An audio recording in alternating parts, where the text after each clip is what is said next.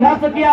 महात्मा गांधी रहे, पंडित जवाहरलाल नेहरू रहे, सरदार वल्लभ भाई पटेल रहे, भगत सिंह रहे, चंद्रशेखर आजाद रहे, अशफाक उल्लाह खान रहे।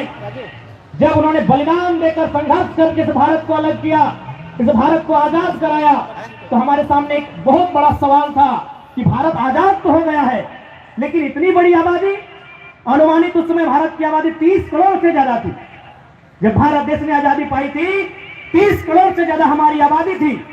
3 लाख देवी देवता हमारे, लगभग सैकड़ों मान्यताएं, सैकड़ों प्रकार के धर्म इस मिट्टी में, लगभग कई हजार बोलियां, कई हजार भाषाएं। तो उन लोगों को एक धागे में बांधा कैसे जाए? आजाद तो हो चुके हैं, लेकिन इस आजादी का असल अर्थ तभी होगा जब सभी लोग एक सूत्र में बंधेंगे। तब इस देश के विद्वानों ने, इस देश के महापुरुषों ने संविधान बनाने का निर्णय लिया और उसी संविधान को आज के दिन स्थापित किया गया। तब से हम लोग गणतंत्र दिवस मनाते आए हैं। यानी अगर सरल भाषा में समझा जाए तो देश को चलाने के लिए एक नियम, देश को चलाने के लिए एक नियम। जैसे आप अभी देखिए, इस लाइन में आप बैठे हैं, बहन लोग अलग पंक्ति में बैठी हैं, भाई लोग अलग पंक्ति में बैठे हैं। क्या है? नियम है। हम देखिए अभी आधे घंटे का कार्यक्रम को चला रहे हैं, एक नियम से चला रहे हैं। ऐसा नहीं है एक भाई बैठा उसके बगल में बहन बैठी, ऐसा नहीं है। बहन अलग बैठी है, भाई अलग बैठे हैं। क्या? ये नियम है। यानी हम 1 घंटा के कार्यक्रम को संचालन कर रहे हैं, हमें नियम की जरूरत है। तो 30 करोड़ की जनसंख्या का संचालन करना था, हमें नियम की जरूरत थी। उसी नियम को संविधान कहते हैं और संविधान जिस दिन लागू हुआ उसे गणतंत्र दिवस कहते हैं। अब गणतंत्र हमें मिला क्या? गणतंत्र हमें क्या मिला? तो उसके नाम में ही है। जैसे झारखंड, झार और खंड, जंगल की धरती झारखंड। तो गणतंत्र में छुपा है कि गणतंत्र का मतलब क्या है? गण मतलब क्या? आप, हम, सब।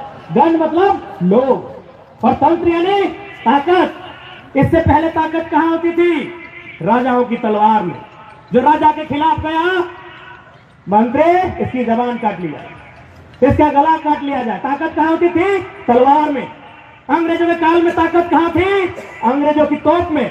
जो उनके खिलाफ गया, इसे बांध दो, तोप से गोले से उड़ा दो।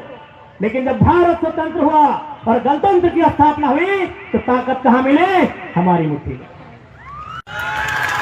एक आम जनता की मुट्ठी में जिस जहां ताकत होती है, एक आम जनता की मुट्ठी में जहां ताकत होती है, उसे ही गणतंत्र भारत कहते हैं। आज ताकत कहां है? हमारी कलम में। आज ताकत कहां है? हमारी संगोली की वोट में। आज ताकत कहां है? जनता के हाथ में निहित है। यही गणतंत्र का असर है। आज आप सबको यही संदेश देना चाहेंगे प्यारे बच्चों, आज आप विद्यालय तक आए हैं, आप अपने माता पिता के सपनों को, उनके अरमानों को साकार करने के लिए यहां तक आए हैं। इसलिए आप जिस मकसद के लिए यहां तक आए हैं, जिस उद्देश्य के लिए यहां तक आए हैं, उसकी पूर्ति के लिए आपको दृढ़ संकल्पित होने की आवश्यकता है। आपको संकल्प लेने की आवश्यकता है कि आप जो अपना 4-5 घंटे का समय इस विद्यालय परिवार में देंगे, तो जब आप यहां से जाएंगे कुछ हासिल करके, कुछ सीख के जाएंगे। मैं आपको ये कहना चाहूंगा, क्योंकि अभी देखिए आप इतनी कड़कड़ाती धूप में बैठे हैं ना, अपने आप को तपा रहे हैं, अपने आप को गला रहे हैं ना। तो जब अपने आप को तपा रहे हैं, अपने आप को गला रहे हैं, तो उसका परिणाम मिलना चाहिए कि नहीं?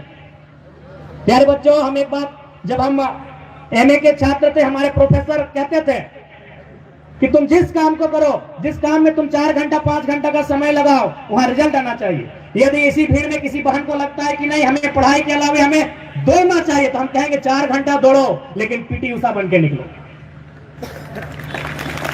यदि किसी को खेलने का मन करता है तो खिलाड़ी बन के निकले, किसी को गाने का मन करता है तो गीतकार बन के निकले, किसी को लिखने का मन करता है तो राइटर बन के निकले। मेरे कहने का मतलब है आप अपने जीवन का सबसे बहुमूल्य समय इस विद्यालय में 4 घंटा से 6 घंटा देते हैं, तो उसका रिजल्ट आना चाहिए। भैया हम नहीं कह रहे कि आप पढ़ो, आपको दौड़ने का मन है 4 घंटा दौड़ो, लेकिन इस राज्य का नंबर 1 धावक बन के सामने आना। ठीक है प्यारे बच्चे, आपको पुनः गणतंत्र दिवस की शुभकामनाएं। विद्यालय परिवार का आभार, जिन्होंने आज इस कार्यक्रम में हमें बतौर मुख्य अतिथि आमंत्रित किया, इसके लिए आपका आभार। पुनः जो अभिभावक गण आए हैं, मीडिया के बंधु आए हैं, कुछ सुरक्षा कर्मी आए हैं, आप सभी को गणतंत्र दिवस की हार्दिक हार्दिक असंख्य शुभकामनाएं। जय हिंद, जय भारत, जोहार झारखंड। स्टार्ट